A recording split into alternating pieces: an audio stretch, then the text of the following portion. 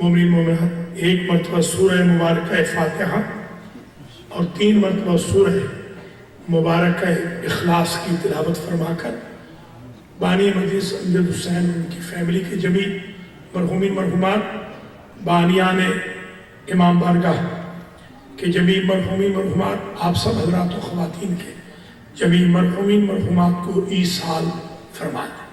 بسم اللہ الرحمن الرحیم، الحمدللہ رب العالمین، الرحمن الرحیم، مالک یوم الدین، ایاک نعبد و ایاک نستعین، اہدنا الصراط المستقیم، صراط الذین انعمت علیہم غیر المغضوب علیہم ولا الضالین۔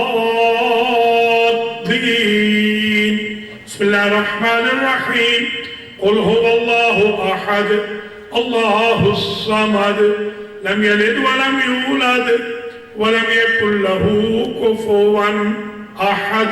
بسم اللہ الرحمن الرحیم، قل هو اللہ احد اللہ الصمد لم یلد ولم یولد ولم یکن له کفوا احد۔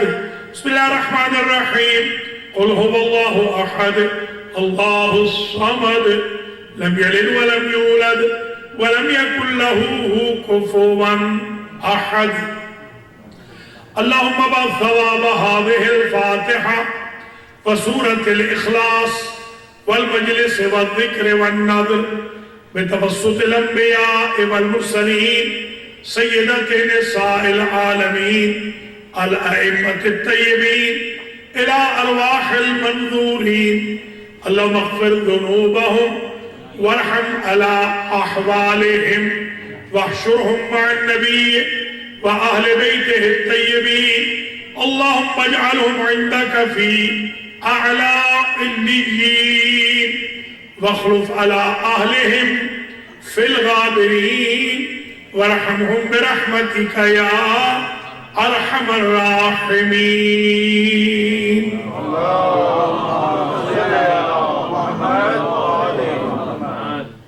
أعوذ بالله من الشيطان الرجيم، بسم الله الرحمن الرحيم، الحمد لله الذي لا يبلغ مدحته القائلون ولا يحصي نعماءه الآتون ولا يؤدي حقه المجتهدون، الذي لا يدركه بعد الهمم ولا يناله غوص الفتن، الذي ليس لصفته حد محدود ولا نعت موجود ولا وقت معدود ولا أجل ممدود، فطر الخلائق بقدرته ونشر الرياح برحمته وابتدى بالصخور ميدان أرضه، أول الدين معرفة الجبار، الصلاة والسلام على السيد المكي المدني القرشي الهاشمي الأبطاحي سيد العرب والعجم، سيدنا ومولانا شفيع ذنوبنا وطبيب نفوسنا وحبيب قلوبنا، حبيب إله العالمين أبي القاسم محمد،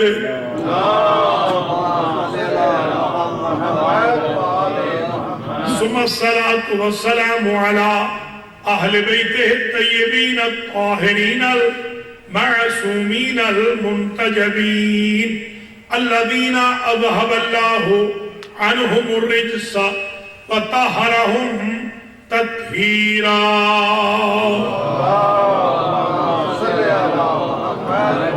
سيما بقية الله المنتظر إمام زماننا هذا، روحي وأرواح العالمين لتراب مقدمه الفداء، عجل الله تعالى فرجه الشريف۔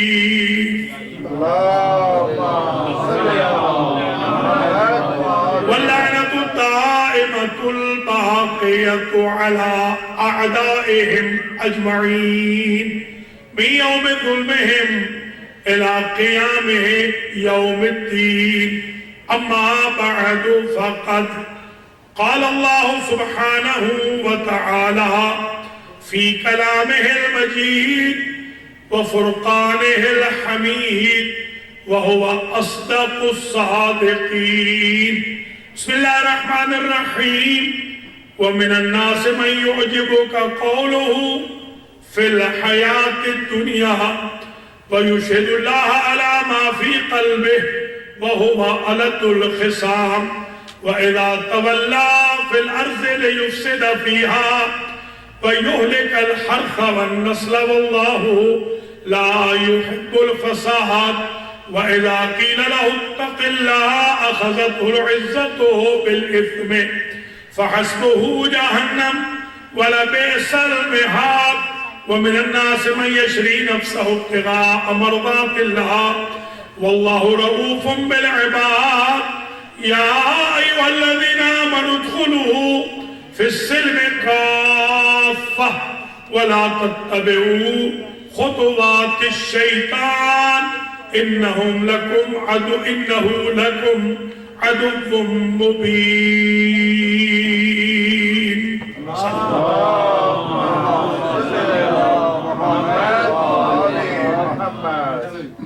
قابل قدر جناب مولانا ڈاکٹر سراج الحسن عابدی صاحب قبلہ و جناب مولانا شیخ نعمت علی صدو قمی صاحب قبلہ، سادات کرام، مؤمنین و مؤمنات، شاہ نجف امام بارگاہ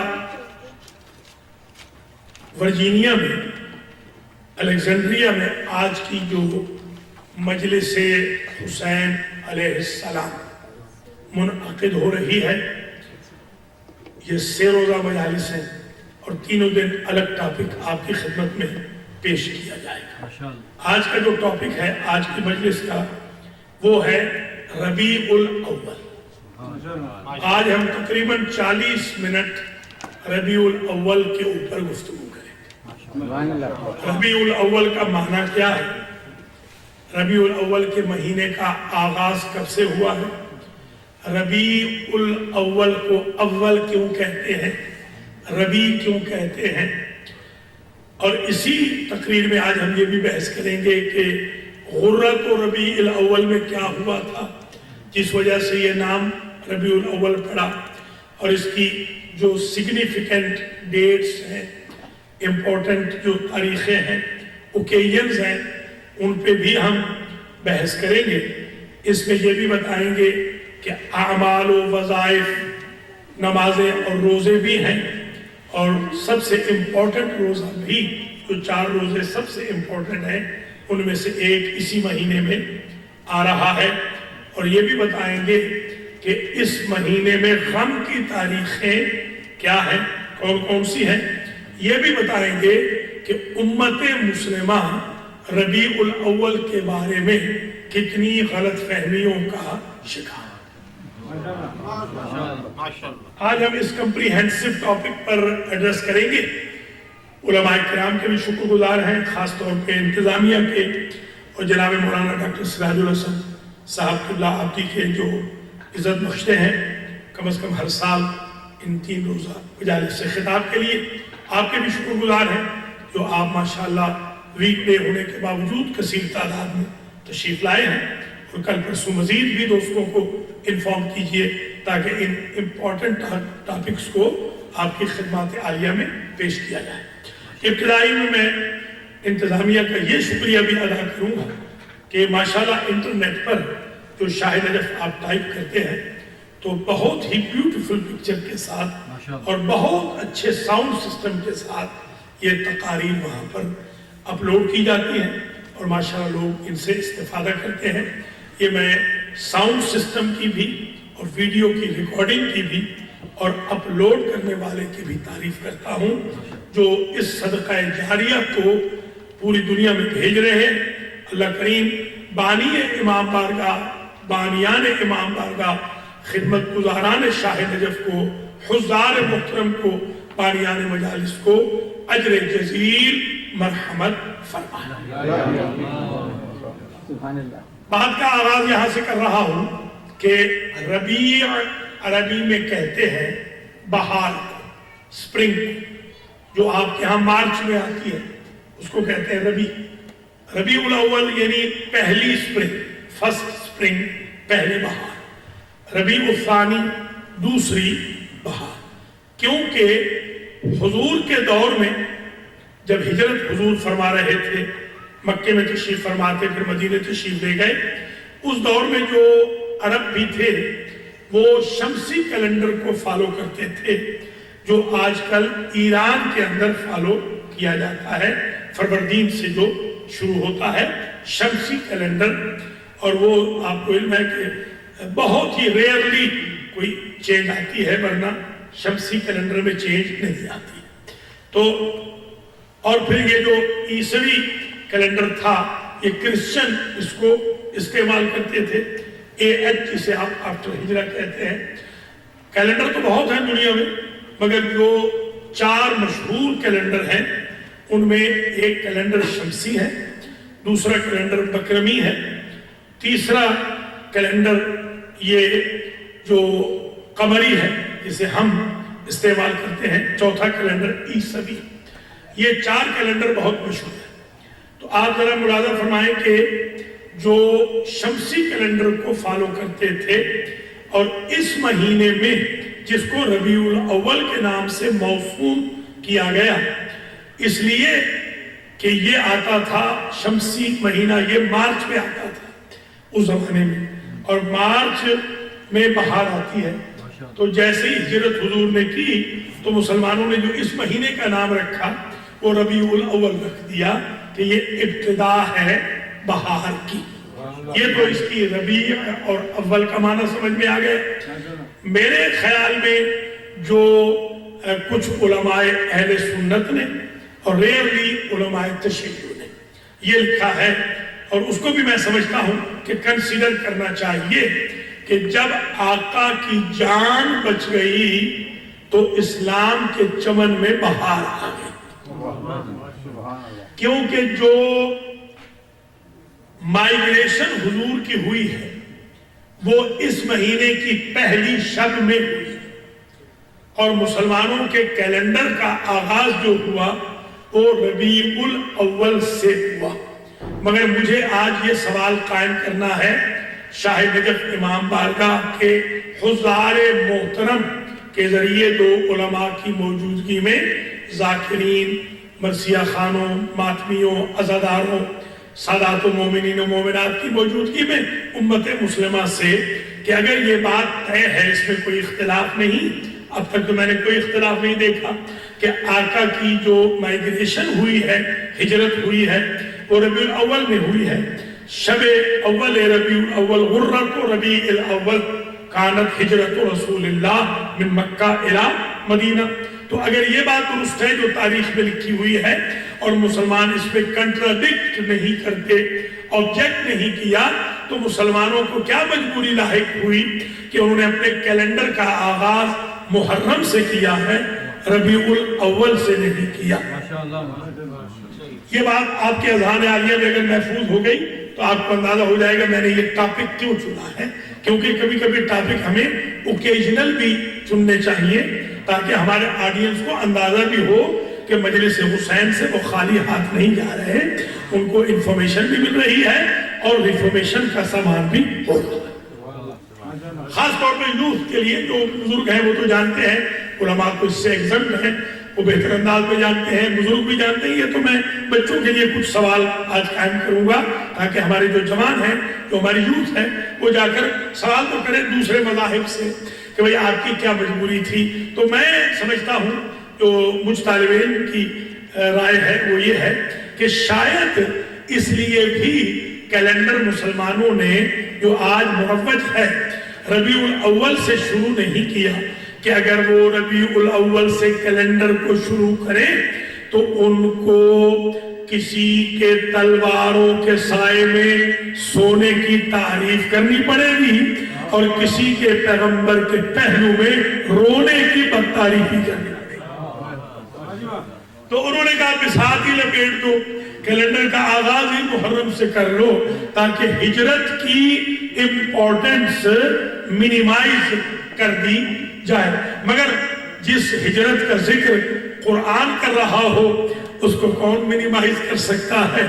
جو ہجرت کی شرط فضائل مولا کائنات سے لبریز ہو اور دشمن یہ لکھ رہے ہوں کہ اگر اس شب میں علی نہ سوتے تو نبی مارے جاتے، تو میں نے ان سے کہا کم از کم اتنا تو مانتے ہو نا کہ علی کے سونے نے بچا لیا ہے نبی کو، تمہارے بزرگوں کا جاگنا نہ بچا سکا.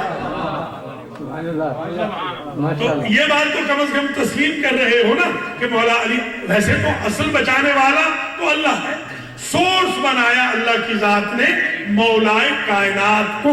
وہ جس سے چاہے جو ڈیوٹی لے وہ قادر مطلق ہے، اس کو کوئی ڈکٹیٹ نہیں کر سکتا. وہ ساری مخلوق کو ڈکٹیٹ کر سکتا ہے. ساری مخلوق محتاج ہے اور وہ غنی. یہ اس کی مرضی ہے، وہ جس سے جو جاب لے لے، جو ڈیوٹی لے لے. یہ اللہ کے ساتھ لڑنا چاہیے، مولا علی سے یا علی والوں سے نہیں لڑنا چاہیے کہ اس کی مرضی ہے وہ کسی سے کیا ڈیوٹی لے رہا ہے. تو اللہ کی ذات نے وہ یہ ڈیوٹی مولا کائنات سے لی اور قرآن نے 5 آیتیں تھی. 5 میں نے آپ کی خدمات عالیہ میں تلاوت کی ہے. عموماً 1 آیت پڑھی جاتی ہے، تو آئے ذرا 5 کے 5 سن لیجئے تاکہ جو غرۃ و ربیع الاول ہے اس کی امپورٹنس قرآن سے واضح ہو جائے. سورہ مبارکہ بقرہ کی آیت نمبر 204، 205، 206، 207، 208، یہ 5 آیتیں آپ ذرا سن لیجئے. وَمِنَ النَّاسِ مَن يُعْجِبُكَ قَوْلُهُ فِي الْحَيَاةِ الدُّنْيَا. اے میرے حبیب، آپ کی بزم میں ایسے بھی لوگ ہیں کہ جن کی گفتگو آپ جیسے نبی کو بھی، خاتم الانبیاء کو بھی تعجب میں ڈال دیتی ہے. وَيُشْهِدُ اللَّهَ عَلَى مَا فِي قَلْبِهِ. یہ جو ذہن میں رکھیے، جو قرآن مجید ہے اس کی 2 تفسیریں ہوتی ہیں. ایک تفسیر تو وہ ہوتی ہے اس وقت جس کے لیے یہ آیت نازل ہوئی، اور بعض آیتیں آج بھی تطبیق کرتی ہیں مفہوم و مراد کے اعتبار سے. یا ایھا الذین آمنوا، ہم یہ نہیں کہیں گے کہ یہ آیت صرف ان ایمان والوں کے لیے ہے، آج بھی یہی ہے. آج بھی یا ایھا الذین آمنوا اتقوا اللہ وابتغوا الیہ الوسیلہ، آج بھی حکم ہے کہ وسیلہ کو تلاش کرو، آج بھی حکم ہے کہ تقوی اختیار کرو. تو ذرا ملاحظہ یہ فرماتے چلیں کہ اس میں ایک جو تطبیق ہوتی ہے یا تفسیر ہوتی ہے یا مراد ہوتا ہے یا مفہوم ہوتا ہے، مراد ہوتی ہے یا مفہوم ہوتا ہے، وہ ہوتا ہے عمومی، اور ایک ہوتا ہے خصوصی. خصوصی اس وقت جن کے لیے نازل ہو رہی. بعض ایسی آیتیں ہیں جن کا عمومی عنوان نہیں ہوتا، مفہوم نہیں ہوتا. وَمِنَ النَّاسِ مَن يَشْرِي نَفْسَهُ ابْتِغَاءَ مَرْضَاتِ اللَّهِ، اس کا نہیں ہوتا. اس لیے کہ یہ صرف اس کی ہستی کے بارے میں ہے کہ جس نے سو کے اللہ کی رضا حاصل فرمائی ہے. تو بعض کا ہوتا ہے. اب یہ عمومی اس کا جو مفہوم ہے ذرا اس پہ بھی غور کر لیں، اور خصوصی پہ بھی.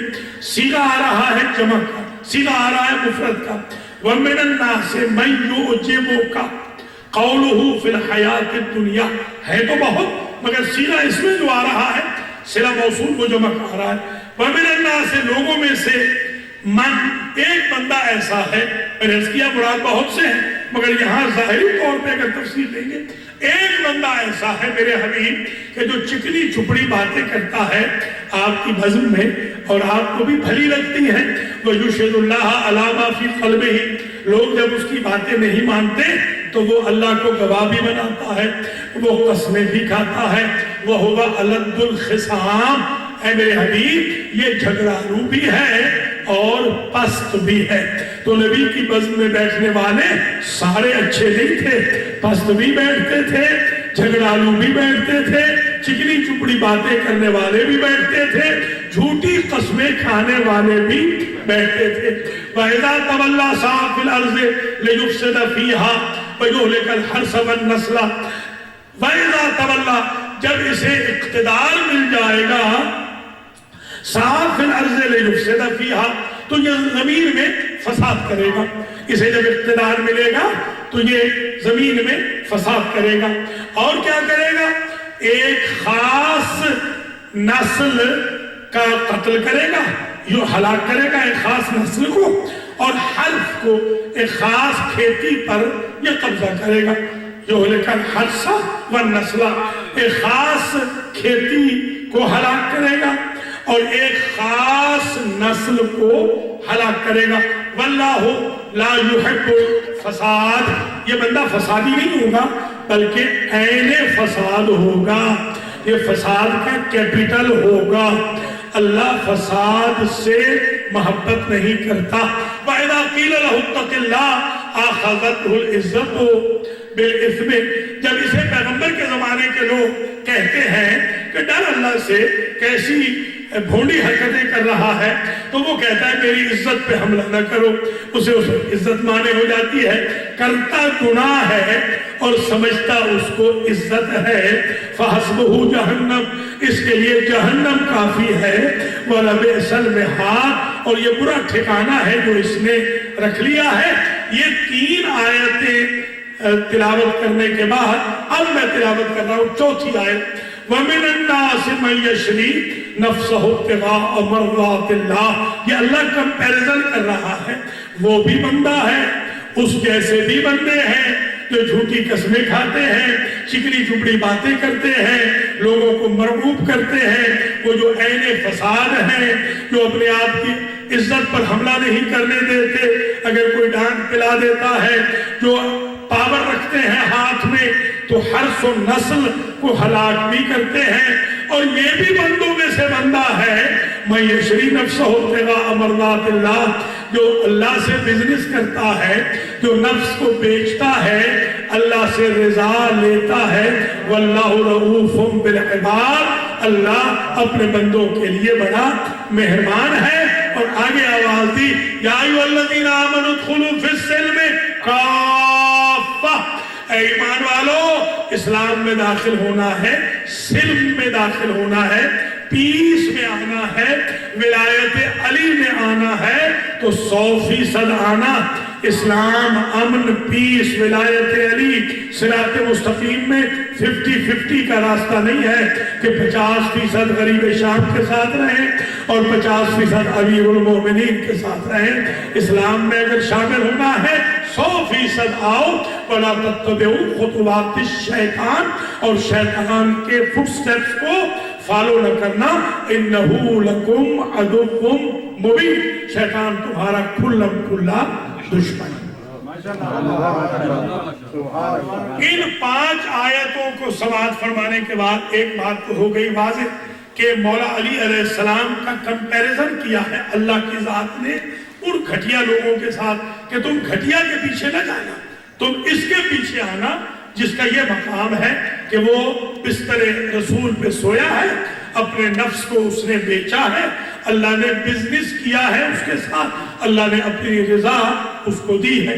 اب یہاں پر ہمارے اللہ تعالیٰ رحم کرے، ہمارے ممبر پہ بھی اور ہمارے محراب پہ بھی اور ہماری بیچاری مسکین اور انوسینٹ قوم پہ بھی ایسے ایسے بے وقوف خطیب آ گئے ہیں جنہوں نے بالکل لفظ نہیں پڑھا ہوتا، مدرسے میں، ادارے میں کہیں پڑھا نہیں ہوتا، کہہ رہے نعوذ باللہ من ذالک، اب اللہ رضا سے خالی ہو گیا۔ استغفر اللہ، جو قادر مطلق ہے، جس کے بعد اوریجن ہے ہر چیز کا، وہ رضا سے خالی کیا ہوگا؟ وہ 1,24,000 انبیاء کو پیدا کرنے کے باوجود عصمت سے خالی نہ ہوا، تو وہ مولا علی کو رضا دینے کے بعد رضا سے خالی ہو گیا۔ یہ صرف سمجھانے کی بات ہے میرے عزیزوں، میرے بزرگوں، کہ تم اگر رضی اللہ عنہم کی فیکٹریاں لگاؤ تو دیکھ لینا کہ علی سے چیک کر لینا سٹیٹس، کہ علی کے ساتھ اس کا سٹیٹس کیسا ہے جسے رضی اللہ عنہ بنا رہے ہو، اس لیے کہ علی نے رضا لی ہے اپنا نفس بیچ کر۔ تو یہ ضروری ہے سمجھانا کہ شب ہجرت اس لیے امپورٹنٹ ہے۔ آپ نے دیکھا، آپ دیکھتے آئیے گا، تاریخیں دیکھتے آئیے گا، ربیع الاول کی جو ہسٹری ہے وہ دیکھتے آئیے گا۔ غرہ تو ربیع الاول میں ہجرت رسول مقبول ہے، ادھر تو وَمِنَ النَّاسِ مَن يَشْرِي کا مصداق مولا علی سو رہا ہے، اور ادھر قرآن یہ کہتا ہے کہ وَإِلَّا تَنْصُرُوهُ، اگر تم مدد نہ کرو میرے رسول کی تو اللہ مدد فرمائے گا رسول کی. تم اگر مدد نہیں کرنا چاہتے ہو، اِذْ أَخْرَجَهُ الَّذِينَ كَفَرُوا ثَانِيَ اثْنَيْنِ، اس وقت کو یاد کرو کہ جب نکال دیا تھا کافروں نے حضور کو، نبی کو.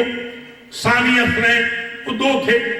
اور اس وقت کو بھی یاد کرو وَإِذْ يَقُولُ لِصَاحِبِهِ، جب وہ اپنے دوست سے، رسول کہہ رہے تھے لا تحزن، ڈر نہیں، ان اللہ معنا، اللہ ہمارے ساتھ ہے.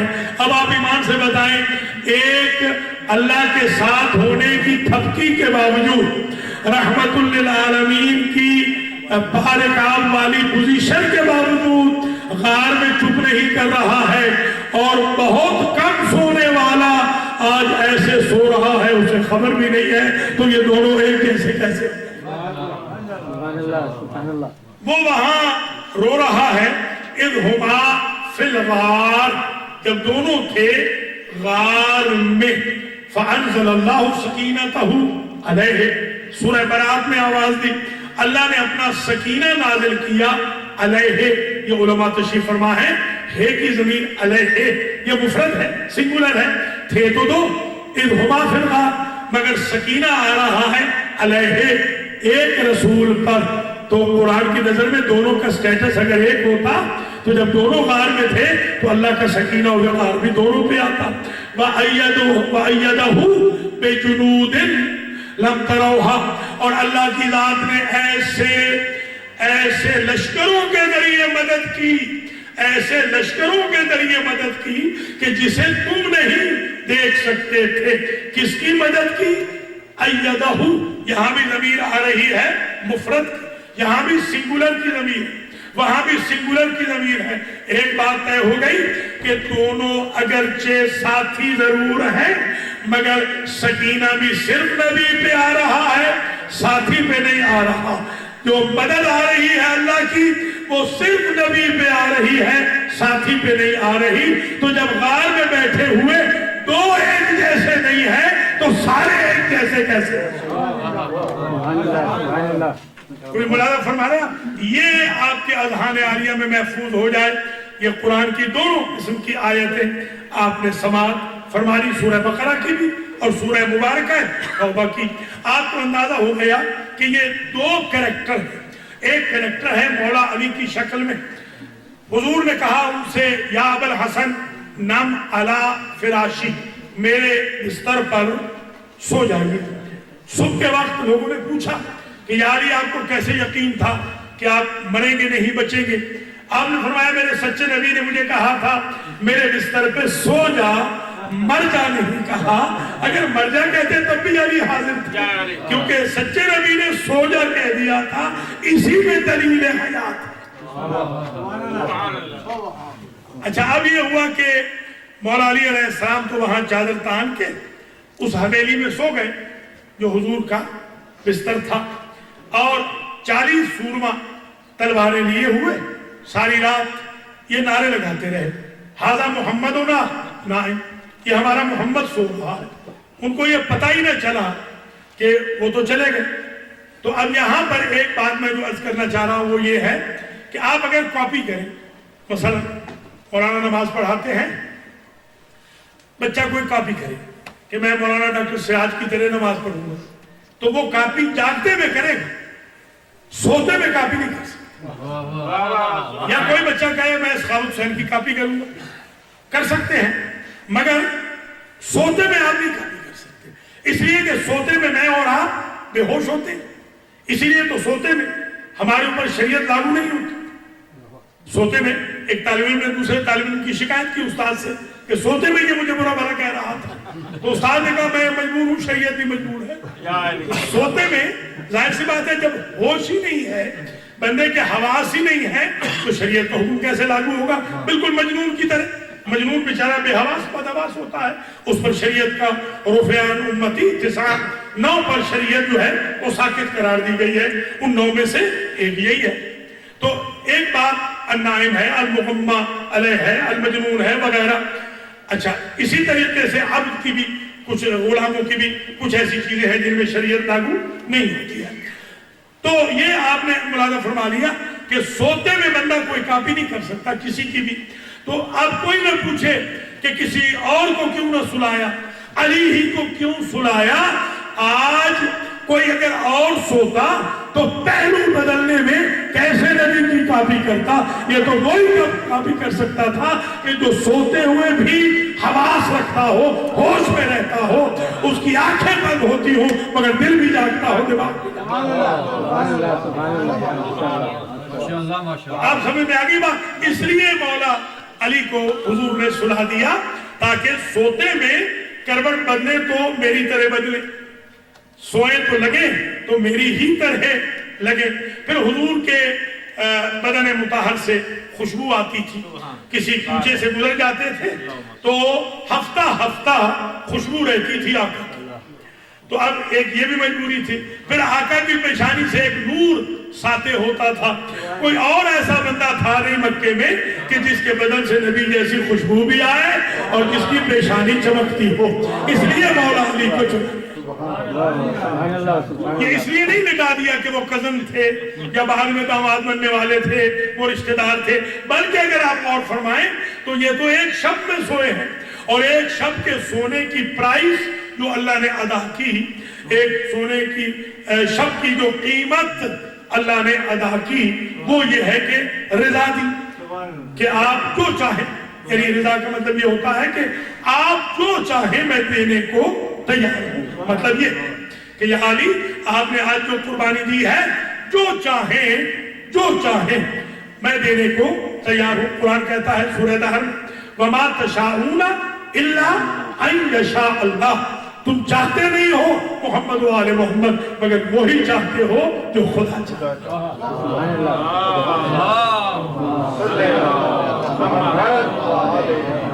ایک میں شرعی مسئلہ بھی حل کر دوں. آج کل تو کیونکہ نئے نئے خطیب آ رہے ہیں ماشاءاللہ, جو کسی جگہ کے پڑے ہوئے نہیں ہوتے ہیں تو غلط باتیں بھی وہ کر جاتے ہیں. ہمارا امامیہ اثنا عشریہ کا یہ عقیدہ ہے, شیعہ خیر البریہ کا یہ عقیدہ ہے, الحمدللہ جعفریہ کا یہ عقیدہ ہے کہ اگر خدا نے کسی چیز پر قدغن لگا رکھی ہو, خدا نے طے کر رکھا ہو مثلا کہ کسی کو بیٹا نہیں دینا ہے, تو یہ وہ ہستیاں ہیں کہ اللہ تعالیٰ اس قدغن کو بھی ہٹا دیتا ہے, ان کا کہا نہیں کرتا ہے. یہ ہے وَمَا تَشَاءُونَ إِلَّا أَن يَشَاءَ. تو گویا یہ رضا مولا علی علیہ السلام کو اللہ نے دی, یعنی جو چاہو, جو تمہاری مرضی ہو ہم وہ دینے کو تیار ہیں. اچھا اب اس میں سوچنا یہ ہے کہ اس شب میں جو حضرت علی علیہ السلام سوئے ہیں, ہر رات میں وہ سونے کے عادی نہیں. اکثر راتوں میں میرے مولا بیدار رہتے ہیں, نمازیں پڑھتے ہیں, تہجد پڑھتے ہیں, قرآن پڑھتے ہیں. آناء اللیل یتلو اجزاء القرآن. آپ جانتے ہیں کہ مولا علی علیہ السلام کی جو عبادت و ریاضت ہے وہ بڑی مشہور ہے. انفارچونیٹلی اب یہ ہو گیا ہے کہ جن کے مولا نماز پڑھتے تھکتے نہ تھے ان کو نماز پڑھنے میں درد سر. آج کل جوانوں کو ایک عجیب مرض لگ رہا ہے کہ ہیڈیک ہے اس لیے نماز نہیں پڑھ رہے. بھیا ہیڈیک تو اترتا ہی نماز سے ہے, بیماریاں تو ختم ہی نماز سے ہوتی ہیں, بے برکتی تو یہیں سے ختم ہوتی ہے, رزق تو ملتا ہی نماز کی ادائیگی سے ہے, حادثات سے بچو گے نماز کی ادائیگی سے, لمبی عمر ہوگی تو نماز کی ادائیگی سے. جو سورس اللہ نے تمہاری مشکلات کے حل کے لیے بنایا ہوا تھا اسے تم نے خود مشکل بنا دیا ہے. اس میں خدا کا تو کوئی قصور نہیں. خاص طور پہ فجر کی نماز میں تو میں جو بھی مجھے ملنا چاہتا ہے جہاں بھی میں جاتا ہوں, کل بھی اتفاق سے مجھے کسی نے کہا کہ آپ سے حضور ملنا ہے, میں نے کہا فجر میں آ جائیں, ہوٹل کا ایڈریس دے دیتا ہوں. الحمدللہ کوئی نہیں, اللہ کا لاکھ. میں نے کہا فجر میں آ جائیں, میرا کھلا اعلان, ہوٹل کا میں اپنا ایڈریس دے دوں گا, سب کو جو مجھے ملنا چاہتے ہیں آ جائے, میں ناشتہ بھی کراؤں گا. بسم اللہ تشریف لائیے. تو فجر میں جاگنا شروع کریں, تہجد کی نماز شروع کریں. مولا علی علیہ السلام کے ماننے والے ہیں تو آپ کے کردار سے بھی مولا علی کی خوشبو آنی چاہیے. اگر غریب شام والوں سے گالیوں کی بدبو آ رہی ہے تو کم از کم تم سے علی کی وجہ سے نمازوں اور دعاؤں کی خوشبو آنی چاہیے. مجلس کا یہ بھی ہدف ہے, مقصد ہے کہ آپ جائیں تو چینج ہو کے جائیں. تھوڑی بہت تو چینج ہر انسان کے اندر ڈیلی بیسس پہ ہونی چاہیے. خیر مولا سو گئے, وہاں پر، اور آپ جانتے ہیں کہ وہاں امانتیں تھیں کافروں کی، یہ تو آپ جانتے ہیں نا، کافروں کی امانتیں تھیں، مشرکوں کی، کوئی مسلمان کی امانت نہیں تھی حضور کے پاس۔ اب حضور چلے گئے، مائگریٹ کر گئے، اگر حضور وہاں مولا علی کو نہ سلاتے تو جنہوں نے 40-50 سال تک صادق و امین کہا تھا وہ خائن کہنے لگ جاتے، نعوذ باللہ۔ وہ حضور پر سچ کو بھی بدل دیتے، امانت کو بھی بدل دیتے۔ تو گویا حضور نے مولا علی جیسے بھائی کی جان کا رسک برداشت کیا، مگر اپنی عصمت کی چادر سے امانت اور صداقت کو ختم نہیں کیا، نہ خیانت کا داغ لگنے دیا، نہ کذب کا داغ لگنے دیا۔ گویا اسلام یہ ہے کہ جان جاتی ہے تو جائے، بندہ صادق بھی رہے، امین بھی رہے۔ اس وجہ سے حضور نے، اور جب صبح ہوئی تو آپ جانتے ہیں کہ وہ آئے اور 40 کے 40 نے آ کر کہا اینا محمد ہونا، یا علی ہم تو رات ساری، تو اہل پنجاب کہتے ہیں بھولے کے میں رہ گئے، ساری رات ہم تو مس انڈرسٹینڈنگ میں رہ گئے کہ ہم تو سمجھ رہے تھے کہ محمد سو رہے، ہمارا محمد کہاں ہے؟ تو سرکار نے بڑا عجیب جملہ کہا، آہستہ سا فرمایا اسلمتمونی، کیا میرے سپرد کر کے گئے تھے؟ اب سپرد تو نہیں کیا تھا۔ بلاغت کوئی مولا علی سے سیکھے، حاضر جوابی بھی کوئی مولا علی سے سیکھے۔ اسلمتمونی، کیا مجھے سپرد کر کے گئے تھے؟ تو سپرد تو نہیں کیا تھا۔ سارے کے سارے منہ تکتے رہ گئے کہ سپرد تو نہیں کیا۔ لہذا اس کے بعد ایک سچویشن اور آ گئی۔ یہ میں غرۃ ربیع الاول کی تاریخ پڑھ رہا ہوں کہ ربیع الاول کی سگنیفیکنٹ جو ڈیٹس ہیں ان کو میں بیان کر رہا ہوں۔ تو آپ نے ملاحظہ فرمایا کہ وہاں پر جب سپیر سحر نمودار ہو گیا تو امانتوں والے آئے، جس کی تھی 50 اس نے کہا میری 500، جس کی تھی 100 اس نے کہا میری 1000 ہے۔ سمجھانے کے لیے کہہ رہا ہوں، مبالغہ کیا، تھوڑی تھی کہیں زیادہ۔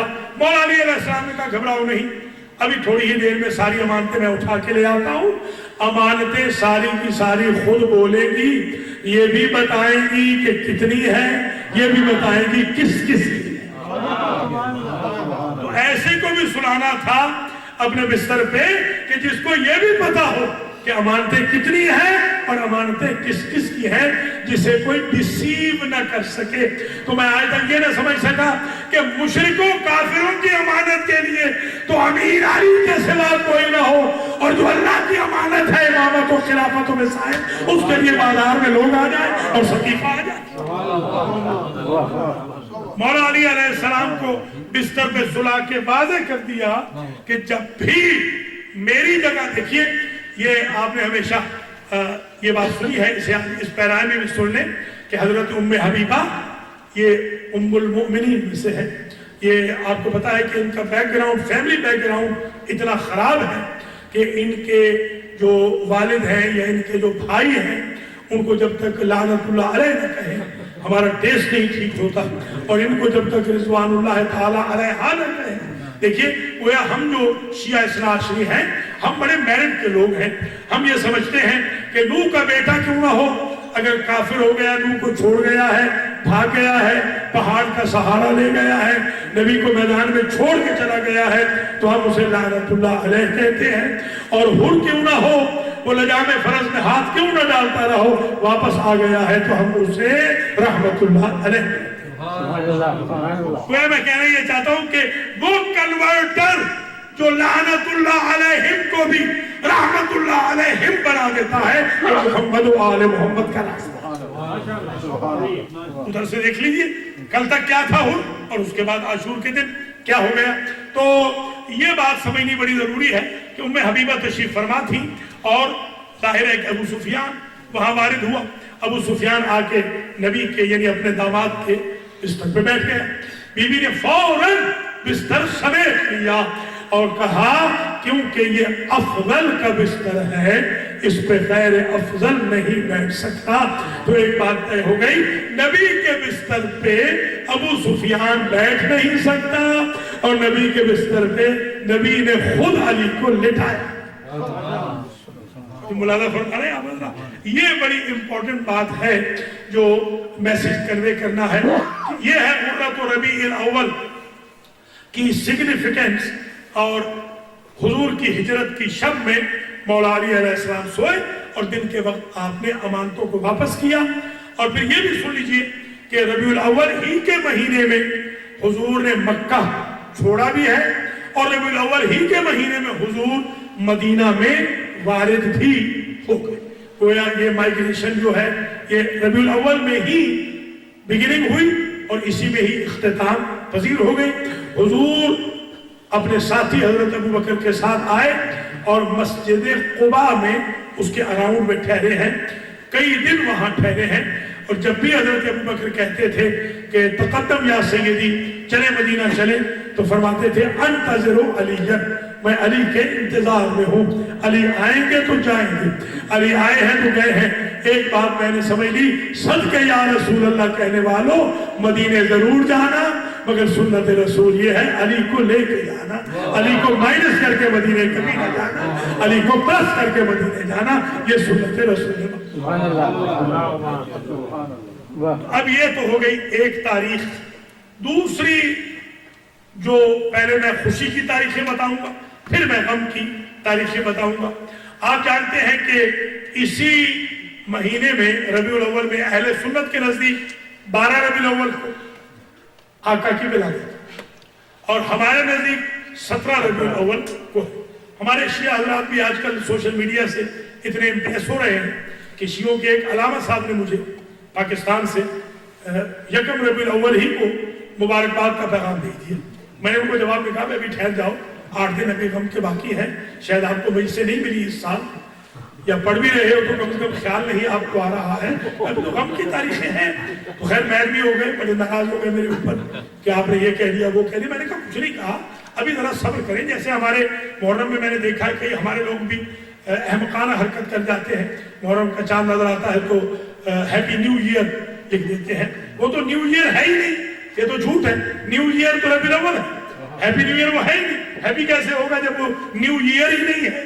یہ مسلمانوں, شاید اس لیے بھی مسلمانوں نے, یعنی بنی امیہ نے, مسلمانوں سے مراد میری جو سوکار مسلمان تھے, اس لیے بھی کیلنڈر شروع کیا ہو محرم سے, تاکہ محرم میں حسین ابن علی کے غم کو کم کیا جا سکے. وہ جتنی بھی حرکتیں کرتے رہے, آج بھی حسین کا غم ماشاءاللہ ویسے ہی باقی ہے جیسے پہلی صدی.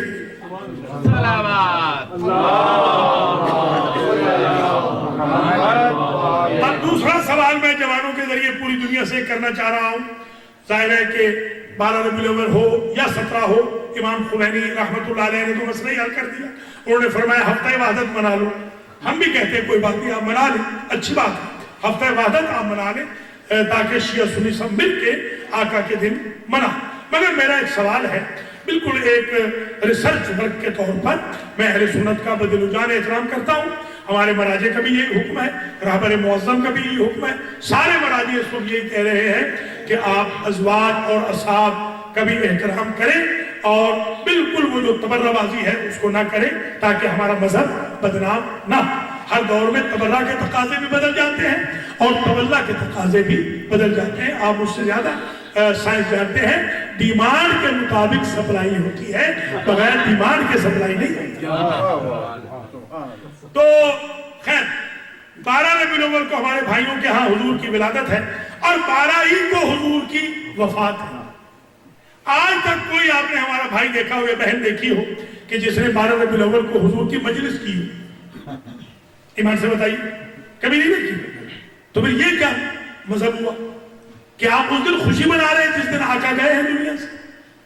یہ بھی عجیب, آئے بھی اسی دن, چلے بھی اسی دن. اچھا, آپ حضرت عیسیٰ کے بارے میں کوئی کرسچن بتا دیں جس کو ان کی ڈیٹ آف برتھ کے بارے میں اختلاف ہو, 25 کی بجائے کوئی 23 کہتا ہو دسمبر, کوئی نہیں کہتا. حضرت موسیٰ علیہ السلام کی ڈیٹ آف برتھ کے بارے میں کوئی یہودی بتا دے کہ جس کو اختلاف ہو. میں حیران ہوں, بڑے بڑے جو انبیاء تھے ان سب کی ڈیٹ آف برتھ بھی پتا ہے, ڈیٹ آف ڈپارچر بھی پتا ہے, حالانکہ ان کا زمانہ دور تھا اور ہمارے آقا تو ابھی 1428 سال پہلے تو دنیا سے گئے. تو آخر کیا وجہ ہے مسلمانوں کے ریسرچ اسکالر کہاں چلے گئے؟ نہ حضور کی ڈیٹ آف برتھ میں اتفاق ہو سکا, نہ حضور کی ڈیٹ آف ڈپارچر میں اتفاق ہو سکا. تو میں جب 90s میں امیگریشن میں نے فائل کیا تھا ابھی مولانا صاحب نے بھی مجھ سے کہا کہ آپ زیادہ انوالو ہیں ذرا امیگریشن وغیرہ میں، نقوی صاحب کے بارے میں بتا دیں کہ کیا بنے گا امیگریشن کا. تو بالکل ٹھیک ہے، الحمدللہ ہماری ایکسپرٹ اوپینین آپ ضرور لے سکتے ہیں، کیونکہ ہمیں عرصہ ہو گیا ہے الحمدللہ امیگریشن والوں کے ساتھ کام کرتے ہوئے. اللہ کا لاکھ لاکھ شکر ہے، ہم نے علی ولی پڑھنے والوں کی ہتھکڑیاں بھی بغیر ضمانت کے کھلوائی ہیں. اللہ کا لاکھ لاکھ شکر ہے. اور اس وقت کوئی بھی علی ولی اللہ پڑھنے والا الحمدللہ جیل کے اندر موجود نہیں. جو اکا دکا ہے اس کی ضمانت کا بھی ہم نے اہتمام کر دیا ہے. اللہ کا لاکھ لاکھ شکر ہے. ایک زمانے میں جب ہمیں ہر طرف سے دھتکارا جا رہا تھا، اس وقت سے ہم نے شروع کیا. آج الحمدللہ پورے امریکہ کے اندر وہابیوں کے لیے پرابلمز ہیں، شیعہ علی کے لیے کوئی پرابلم نہیں. بلکہ میں نے چیلوں کے جلوس میں کہا، جب فیڈرل گورنمنٹ کے ایجنٹ بھی جلوس میں آئے، میں نے کہا پہلے سینے پہ ہاتھ مارو پھر جواب دوں گا. ہاتھ مروایا پہلے سینے پہ، ان کی مووی بنوائی، میں نے کہا اب میں جواب دوں گا. اب مجھ سے پوچھو کہ ٹیررسٹ کہاں ڈھونڈے؟ میں نے کہا وہاں نہ ڈھونڈنا جہاں حسین ہو، وہاں ڈھونڈنا جہاں یزید. اللہ کا لاکھ لاکھ شکر ہے. تو اب یہ بھی آپ سمجھتے چلیں کہ میں نے جب فائل کیا تو میرے والد مین وائل فائل ہونے کے بعد کچھ عرصے کے بعد میرے والد وفات پا گئے. تو مجھے لیٹر آیا امیگریشن کا اٹارنی کے تھرو کہ آپ کی ڈیٹ آف برتھ کو ویریفائی کرنا ہے. آپ اپنی جو یونین کونسل ہے اس سے ڈیٹ آف برتھ لے آئیں. ہماری یونین کونسل ماشاءاللہ اتنی ترقی یافتہ ہے کہ اس میں ڈیٹ آف برتھ لکھنے کا رواج ہی نہیں. اب ہمارے پاس ایک ہی چانس تھا کہ ہم اپنے باپ سے لکھوا کے بھیجے، وہ ہم نے لکھوا لی تھی. انہوں نے کہا باپ اگر مر گئے ہیں تو پھر آپ اپنے انکل سے، چچا سے لکھوائیں. میں نے چچا سے لکھوائی اور الحمدللہ مجھے امیگریشن مل گیا. تو ایک بات تو طے ہو گئی، امریکن امیگریشن والے بھی اتنے عقل مند ہیں کہ کسی کا اگر باپ زندہ نہ ہو تو ڈیٹ آف برتھ ساتھیوں سے نہیں لیتے بلکہ چچا سے لیتے ہیں. تو جب چچا سے تم نے دشمنی کر لی اور اسے کافر کر لیا تو دامت دنیا نہیں مارو گے تو کیا کرو. آج جو ڈیٹ آف برتھ نہیں مل رہی اسی وجہ سے نہیں مل رہی. اور ڈیٹ آف ڈپارچر کس سے ملے گی؟ وہاں سے کہ جنہوں نے جنازہ پڑھا ہو، جو وٹنس ہوئے ہیں، جنہوں نے جنازے چھوڑے ہیں. آپ ان سے پوچھتے ہیں کہ آقا کب گئے تھے؟ جس علی نے جنازہ پڑھایا ہے اس سے پوچھئے کہ جنازہ کب پڑھایا. یہ 12 کے بارے میں بھی ذرا، 12 اور 17 کے بارے میں بھی، 28 سفر کے بارے میں بھی اور 12 ربیع الاول کے بارے میں بھی غلط فہمی آپ حضرات و خواتین کی دور ہو گئی. اور یہ بھی ایک کوسچنر ہو گیا، ایک سوال قائم ہو گیا ہمارے بھائیوں کے لیے کہ آخر تم اتفاق کیوں نہیں کرتے ہو؟ ایک تاریخ رکھ لو، ڈیٹ آف برتھ بھی ایک ہی، ڈیٹ آف ڈپارچر بھی. اب آپ ذرا ایک اور تاریخ ذرا ملاحظہ فرمائیے. اس میں ربیع الاول میں ایک تاریخ ہے اس سے قبل جو 9 کی ہے، جسے عید نہم بھی کہتے ہیں، جسے فارسی میں شادمانی فاطمہ بھی کہتے ہیں، جسے عربی میں فرحت الزہرا بھی کہتے ہیں، جسے عید شجاع بھی کہتے ہیں، جسے جشن امیر مختار بھی کہتے ہیں، جسے عید الزہرا بھی کہتے ہیں، جسے تاج پوشی صاحب زمان بھی کہتے ہیں. یہ سارے نام ہیں. میں نے عربی اور فارسی کے نام بھی بتا دیے تاکہ یہ غلط فہمی بھی دور ہو جائے کہ ہندوستانی پاکستانی یہ سب مناتے ہیں. نہ عرب میں منائی جاتی ہے، عرب میں فرحت الزہرا منائی جاتی ہے. میں خود شریک ہوا ہوں عراقیوں میں. اور شادمانی فاطمہ یا شادی فاطمہ 2 طریقوں سے سپیل کرتے ہیں ایران والے. میں نے خود اس میں شرکت کی ہے. ہاں یہ ضرور ہے وہاں اتنے بڑے لیول پہ یہ چیزیں اس لیے نہیں منائی جاتی کہ ان کی کوئی اپوزیشن نہیں ہے. یہ جو آپ نعرے لگاتے ہیں، ویسے ماشاءاللہ شاہ نجف کا ماحول تو ایران کی طرح ہو گیا ہے. یہ نعرے بالکل نہیں لگائے جا رہے. یہ جو نعرے والے آپ لگاتے ہیں تو یہ اصل میں ہوتا یہ ہے کہ آپ کی اپوزیشن ہے، اس لیے آپ نعرہ حیدری لگاتے ہیں. ایران میں جائے پوری مجلس میں کوئی نعرہ نہیں لگتا، عراق میں پوری مجلس میں کوئی نعرہ نہیں، بحرین میں پوری مجلس میں کوئی نعرہ نہیں. عرب کا عالم پڑھ رہا ہے، سعودی عرب کا نعرہ ہوتا ہی نہیں ہے وہاں پر. تو نعرے وہاں لگائے جاتے ہیں جہاں پر اپوزیشن ہو. اگر اپوزیشن نہ ہو تو میں ریلیکس رہ کے بندہ مجلس سن لیتا ہے کہ جب سارے ہی مومن ہیں تو یہاں کس کو سنانا ہے کہ جذباتی مجلس ہوئی ہے کہ ٹھنڈی مجلس. یہ غلط فہمی ہے. نعرہ حیدری، آواز بلند تر صلوات.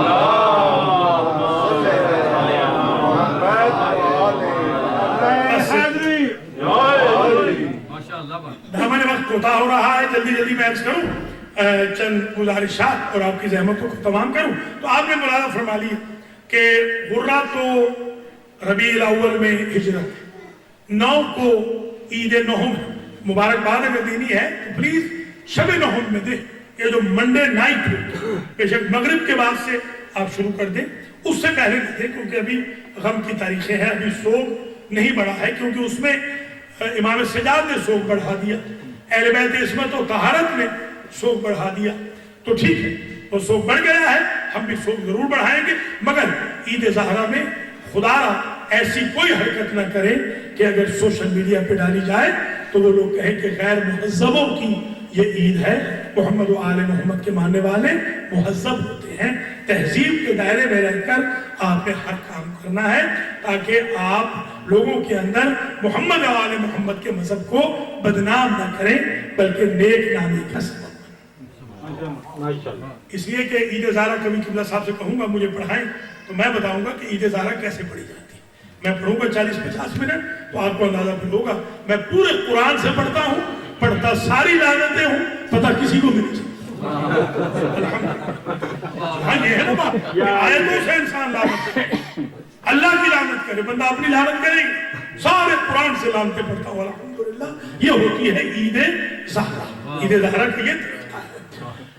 خیر بات ختم کر دوں میں، یہاں چند تاریخیں اور ذرا سن لیجئے، یہیں پر قیام مختار کی جو تاریخ ہے یہ ذرا سن لیجئے، قیام مختار بھی اسی مہینے ربیع الاول میں ہوا اور اختتام بھی انتقام خون حسین اور شہداء کربلا کا اسی کو ہوا ہے۔ 14 کو مختار کا قیام ہے اور 9 کو ظاہر ہے کہ یہ پورا انتقام مکمل ہو گیا اور عمر سعد کا سر امام زین العابدین علیہ السلام کی خدمت میں پیش کر دیا گیا، اور بھی چند سر تھے اور امام پاک نے اس دن اظہار کیا۔ تو یہ عید زہرہ ہے، اس کو بڑے لیول پہ ہمیں منانا چاہیے۔ عید میلاد النبی بھی منائیں مگر عید زہرہ کو الگ منائیں تاکہ یہ مکس اپ نہ ہو جائے۔ جیسے عید میلاد النبی میں 17 میں 2 خوشیاں ہیں، حضور پاک کا بھی ذکر پاک کریں اور امام صادق کا بھی ذکر پاک کریں، سلام اللہ علیہ۔ تو گویا 17 کا دن بھی بڑا خوشی کا دن ہے، اس دن بھی، اور یہ توابین کی جو تاریخ شروع ہوئی تھی، یا لسارات الحسین کے نعرے لگا کر توابین کی جو تاریخ ہے، تحریک ہے، وہ بھی اسی ربیع الاول ہی کے اندر ہوئی تھی۔ تو ربیع الاول میں بڑے پیغام ہیں، ہجرت کا پیغام ہے، جنہوں نے حضور کو نکالا ان کو کافر کہا گیا، اور جنہوں نے امام حسین کو نکالا ان کو بھی کافر کہا گیا ہے۔ یسألونک عن الشہر الحرام قتال فیہ قل قتال فیہ کبیر وصد عن سبیل اللہ والمسجد الحرام وکفر بہ واخراج اہلہ منہ اکبر عند اللہ والفتنہ اکبر من القتل۔ وہاں پر بھی جو بیت سے نکال دے عبادت گزاروں کو اس کو کفر سے تعبیر کیا گیا۔ جو حضور کو نکالنے والے ہیں وہ بھی کافر ہیں، قرآن کہہ رہا ہے، جو امام حسین کا احرام توڑوانے والے ہیں وہ بھی کافر ہیں۔ اب کوئی نہ پوچھے کہ قاتلان حسین کا مذہب کیا تھا، جب قرآن انہیں کافر کہہ رہا ہے تو ہم انہیں مسلمان کیسے مان سکتے ہیں؟ سو کال مسلمان ضرور تھے، اور یزید نے تو کفریہ اشعار میں خود اقرار بھی کر لیا تھا کہ نہ کوئی نبی آیا تھا، نہ کوئی خبر آئی تھی، نہ کوئی، انشاءاللہ بعد میں عرض کیا جائے گا۔ مجلس سمپ ہو رہی ہے یہاں پر اس پیغام کے ساتھ، ماشاءاللہ آپ نے آلموسٹ 2 مہینے اور 5 دن 4 دن تقریباً آپ نے شب و روز گریہ فرمایا ہے۔ من بکا علی الحسین او ابکا او تباکا وجبت لہ الجنہ، ان للحسین حرارتاً فی القلوب لا تبردو ابدا۔ اللہ آپ کو اس کا اجر دے گا، جزا دے گا۔ یہ جو انسٹیٹیوٹ ہے امام حسین علیہ السلام کا، یہ توحید کے پرچار کا انسٹیٹیوٹ ہے، یہ عدل کی پروموشن کا انسٹیٹیوٹ ہے، یہ رسالت کی بقا کا اور امامت کی ترویج کا انسٹیٹیوٹ ہے، یہ قیامت کی تیاری کا انسٹیٹیوٹ ہے۔ اس انسٹیٹیوٹ پر اس وقت شب خون مارا جا رہا ہے۔ از راہ کرم اپنی مجالس اور محافل میں، اپنے امام بارگاہوں میں اپنی آنکھیں کھلی رکھیں، اس پاکیزہ انسٹیٹیوٹ کو خراب نہیں ہونے دینا اور ایسے چھاتا برداروں کے ہاتھوں نہیں لگنے دینا کہ جو آج علل اعلان کہہ رہے ہیں نعوذ باللہ کہ اللہ نے 14 کو پیدا کیا ہے اور 14 نے پھر کائنات کو پیدا کیا ہے۔ نعوذ باللہ ثم نعوذ باللہ، اللہ ان کا رب ہے اور یہ عالمین کے رب ہے۔ پھر الحمدللہ رب العالمین جو صبح شام پڑھتے ہیں، اس آیت کی تفسیر کیا ہوگی؟ نہ ہم علی کو اللہ مانتے ہیں، نہ ہم نحن ہوا کے قائل ہیں کہ لنا مع اللہ حالات، یہ ضعیف قسم کی روایتیں ہمارے ہم کو کی جاتی ہیں، نعوذ باللہ ثم نعوذ باللہ، جو ہمارے ائمہ نے کبھی نہیں فرمائی ہے کہ ہمارے اللہ سے حالات ہوتے ہیں۔ نحن ہوا و ہوا نحن و ہوا، نعوذ باللہ ثم نعوذ باللہ، کبھی وہ ہم ہو جاتا ہے، ہم وہ ہو جاتے ہیں، وہ رہتا ہے، ہم رہتے ہیں۔ ہم اس سے برات کا اعلان کرتے ہیں۔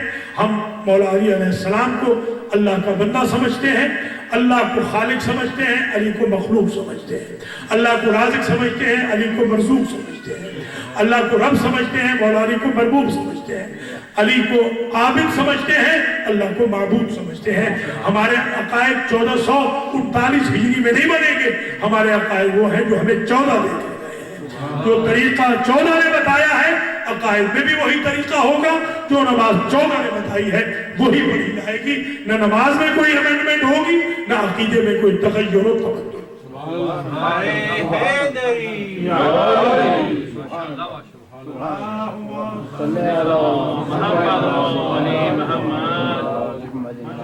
اللہ کریم آپ کو اجر دے۔ انشاءاللہ کل اور پرسوں کے مجالس میں اور معروضات پیش کی جائیں گی۔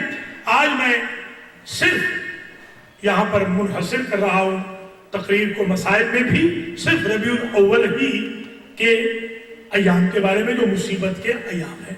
پھر کل انشاءاللہ مزید بات پڑے گی اور کل تو تابوت بھی ہوگا امام حسن عسکری علیہ السلام کا۔ آج کے بانیان مجلس کے لیے، بانی امام بارگاہ جناب قبلہ محترم کے لیے، ان کی اہلیہ کے لیے، ان کے پورے خاندان کے لیے، ان کی پوری ٹیم کے لیے، انتظامیہ کے لیے، جناب انوار صاحب سمیت پڑھنے سننے والوں کے لیے دعا کرتا ہوں اللہ تمام حضرات و خواتین کو اجر جزیل مرحمت فرمائے۔ مولانا سدھو صاحب جو شریک ہوئے ہیں، اللہ تعالیٰ ان کی والدہ مائدہ اور دیگر مرحومین کی، ان کے خسر معظم کو بھی جنت الفردوس میں جگہ عطا فرمائے۔ میرے والد، میرے مرحومین، آپ سب کے مرحومین، بانیان مجلس کے مرحومین کی مغفرت ہو، ان کی آخرت کی منزلیں آسان، اور ہم سب کو اللہ توفیق دے ہم محمد و آل محمد کے راستے پہ چل سکیں، اسوہ تقویٰ بن سکیں اور مولا علی علیہ السلام کے سامنے بروز قیامت سرخ ہو۔ ربیع الاول میں جو دوسری ربیع الاول ہے، یہ ایک بڑی غم کی تاریخ ہے، اسے ذرا سن لیجیے۔ دوسری ربیع الاول کو بی بی فاطمہ کے پہلو پر دروازہ گرا ہے۔ 2 ربیع الاول کو کنفذ ملعون نے بی بی کے دائیں ہاتھ میں تازیانہ مار کے ہاتھ توڑ دیا۔ 2 ربیع الاول کو بی بی پاک کے پہلو کی پسلیاں ٹوٹ گئی۔ 2 ربیع الاول کو دروازے پہ آگ لگائی گئی۔ 2 ربیع الاول کو اس دروازے میں ایک لوہے کی میخ تھی، آپ جانتے ہیں ریڈ آئرن کتنی تکلیف دیتا ہے، وہ شکم سیدہ میں پیوست ہو گئی اور اس میخ نے محسن کو شہید کیا۔